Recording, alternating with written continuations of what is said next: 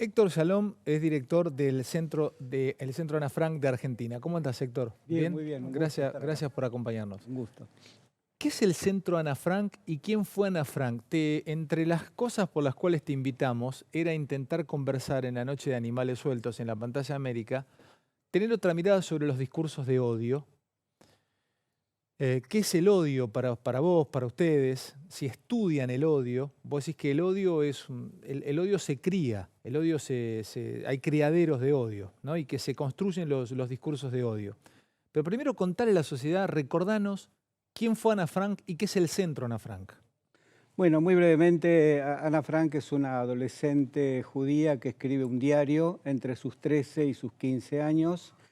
Ella nace en Alemania en el año 29, en el 33, cuando sube Hitler, se mudan a Holanda, pensando que el nazismo no iba a llegar allí. Viven en Holanda, en un barrio de refugiados, de una manera bastante decente y adecuada, hasta que en el año 40 el nazismo llega a ¿Cuánto Holanda. tiempo vive escapada o escondida del nazismo? Vive escondida entre sus 13 y sus 15 años. ¿Cuántos Es decir, meses? 25 meses estuvo escondida ella con su padre, su madre, su hermana y otras 4 personas. ¿Viven dónde? ¿Se esconden dónde? Se esconden en la parte de arriba y de atrás de una casa clásica de Ámsterdam, en la que trabajaba el padre, una pequeña fábrica de productos de pectina. Allí se esconden y allí permanecen 25 meses. Tomámelo a Héctor, Luquita, si me quiero quedar con él porque la historia quiero que me la refiera a él, le hacemos primer plano de Héctor y lo charlamos. Ella se queda 25 meses con la familia Eso es. y la encuentra el nazismo escondida allí. Sí, en principio una pequeña reflexión, es decir, ellos pudieron estar escondidos 25 meses.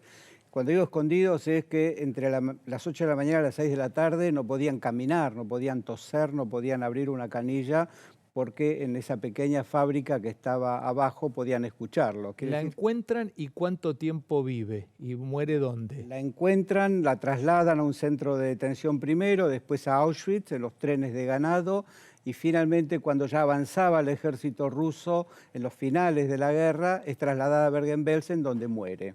¿Por qué símbolo Ana Frank? En principio, porque escribió un diario es el único probablemente testimonio escrito durante ese momento. Todos los testimonios de sobrevivientes son posteriores. Ella lo escribe mientras vive y eso casi azarosamente se encuentra. Para nosotros es un acto de resistencia, el diario es un símbolo de resistencia y ella tiene una visión positiva del hombre, positiva de la sociedad. Yo lo que te quiero preguntar es porque en el último tiempo se dice en Argentina que hay discursos de odios que podrían desembocar en algunas manifestaciones ligadas a lo que fue el nazismo, por ejemplo. Entonces te pregunto, la utilización del odio, la palabra odio, ¿estaba analizada en Argentina? ¿Vos ves como hombre, como estudioso del odio, que acá se podría dar algún tipo de condimento como para que haya una sociedad, por supuesto no como la de la Alemania nazi, pero que llegue el odio a tal punto que nos divida allí? Sí, sin ninguna duda. Es decir, nosotros podemos afirmar que el nazismo fue construido desde el discurso del odio. No hay genocidio posible si no se construye una visión en la sociedad que le da el paso a su realización. Goebbels era el ministro de Educación y Propaganda del régimen nazi. Es decir, era la persona encargada de construir las condiciones sociales y culturales para que eso se dé. O sea, si vos sembrás odio, el odio crece. El odio crece, el odio tiene intencionalidad, el odio es un constructor de violencia, el odio es un constructor de desesperanza. La desesperanza es una condición social creada para que los genocidios puedan suceder. Ahora, es impresionante escucharlo, a Héctor, porque claro, uno piensa y cree que esto nunca podría pasar en Argentina, pero lo está contando él. O sea, él trabaja sobre el concepto de odio. ¿Qué me decías, Miguel? No, vos es que uno de los preceptos siniestros de Goebbels es: debemos crear, vos me corregirás eventualmente, una segunda corteza cerebral universal.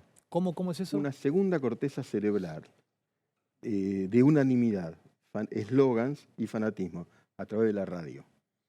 eslogan y que la gente, digamos, yo mismo, nosotros, cada uno de nosotros, nuestro cerebro, nuestro pensamiento, eso queda abolido. Nosotros te inyectamos, ¿no? Te generamos eso, Te una inoculan. nueva Te mente. inoculan, claro. Claro, te inoculo con un delirio absoluto. Sí, sí, sí, sí. Famoso lavado de cerebro. Claro, Sofisticado. horrible. Y la escuela de Frankfurt, Adorno y Horkheimer fueron grandes críticos del nazismo, dice, en algún sentido triunfó, ¿eh? El eslogan, ellos lo llaman ticket thinking. Claro. Pensamiento tipo ticket. Estos Sí, son los etiqueta, malos. Sí, Etiqueta. Pero yo me quedé con algo que lo puedo sumar a lo que dice Salom. Sigo preguntándote, Héctor, algunas cosas más. Sobre los burócratas del odio. La construcción del odio. Hay una película de hace muchos años de Disney, con la cual me tocó en su momento escribir una columna para una revista de México, que justamente me consultaron sobre el odio en Argentina, el odio en el fútbol. ¿Ustedes se acuerdan de la película Monster Inc.? Sí. Que había un monstruo que aparecía por un ropero, asustaba a los chicos, y Sí. cuando los chicos se asustaban, utilizaba el miedo de los niños como Energía. energía para las fábricas de ellos y movían la ciudad de los monstruos. Sí. Hay gente que se dedica, como dijo él, permanentemente a enojarnos en la sociedad argentina y utilizan nuestro odio social como alimento de la política a la que ellos pertenecen. Yo he decidido en Animales Sueltos, nos vaya bien o nos vaya mal, no enojarme más. Me puedo enojar alguna noche y este no va a ser un programa enojado. Va a ser un programa de análisis, de conversación. Incluso intentaré que alguna noche aparezca una sonrisa. Si hay algo que nos tiene que enojar, nos vamos a enojar. Pero yo creo que las cosas se pueden decir duramente, sin tener que enojarse, aunque nos vamos a enojar. Porque te enojas y pasas automáticamente al odio, ¿viste? No hay un enojo práctico, como decir, para hacer las cosas mejor. Por ejemplo, en el deporte hay algunos jugadores que juegan mejor enojados y otros que se bloquean. Yo personalmente enojado me bloqueo. Quisiera no enojarme y jugar un poco más libremente. Te sigo preguntando, Ana Frank muere o la asesinan ¿con qué edad? A los 15 años. Muere con 15 años. Muere con 15. El único museo Ana Frank está en Ámsterdam. Donde ellos estuvieron escondidos se convirtió en museo. Ujú. Y nosotros tenemos el honor de tener en la Ciudad de Buenos Aires el único otro museo habilitado por la Casa de Ana Frank con una réplica del escondite exactamente igual a la que está. ¿Y qué en la Ciudad de simboliza? Porque hay algo que pasa con los adolescentes, con Ana Frank. Me contabas que al centro van muchos chicos y muchos adolescentes también. Sí, ¿Qué simboliza? Probablemente hoy sea el museo más concurrido por adolescentes en todo el país. ¿Qué simboliza? Alguien que en una situación de máxima hostilidad construye una visión positiva de su propia vida. Repetime eso. ¿Alguien que? En una situación de máxima hostilidad, como Sí. era la de estar escondido, escuchando bombardeos y sabiendo que en cualquier momento iban a ser descubiertos y trasladados a un campo de concentración, en esas condiciones ella tiene un texto esperanzador, tiene un texto con una visión positiva de futuro de la vida. Ella dice, los jóvenes tenemos que mantener bien en alto nuestros ideales porque en los momentos difíciles es cuanto más los necesitamos. Creo en la bondad innata del hombre. Qué maravilloso es que no haya que esperar ni un minuto para cambiar el mundo. Es decir, son frases que generan una fuerte identificación en los adolescentes. El discurso de odio, me gustaría hacer alguna reflexión con relación a esto, porque justamente el discurso de odio desesperanza. ¿Desesperanza? El discurso de odio construye una visión de que no hay futuro, no hay proyecto, nada tiene sentido. Y entonces, esto especialmente en los jóvenes, genera una sensación de que no hay nada que perder. Cuando alguien siente que no tiene nada que perder en la vida, está dispuesto a hacer cualquier cosa por muy poco. O sea, perdón, ¿no, Héctor?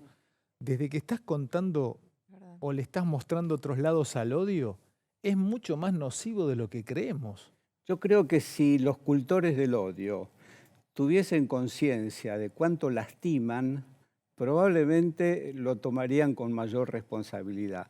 Pero en Argentina se constituyó la construcción de un enemigo potente, en la manera de construir capital político, capital electoral. Es decir, es como si gana el que mejor consigue demonizar a un enemigo y convertir a ese enemigo en una amenaza una amenaza universal. Entonces, la construcción de enemigos, por eso para nosotros es importante estudiar qué pasó en el nazismo y cómo el discurso de odio penetró en la sociedad. Construir un enemigo era el principio 1 de Goebbels, construir un enemigo, agigantarlo, porque un enemigo frágil no le sirve a nadie, el enemigo tiene que ser gigante, hay que demonizarlo, como decían hace un rato, ante una crisis hay que responsabilizarlo de todos los males, y entonces se crea una conciencia de que si el responsable de todos los males desaparece, los males van a desaparecer. Esa construcción es una construcción muy poderosa. Nos muy estás potente. dando la fórmula de cómo funciona el odio.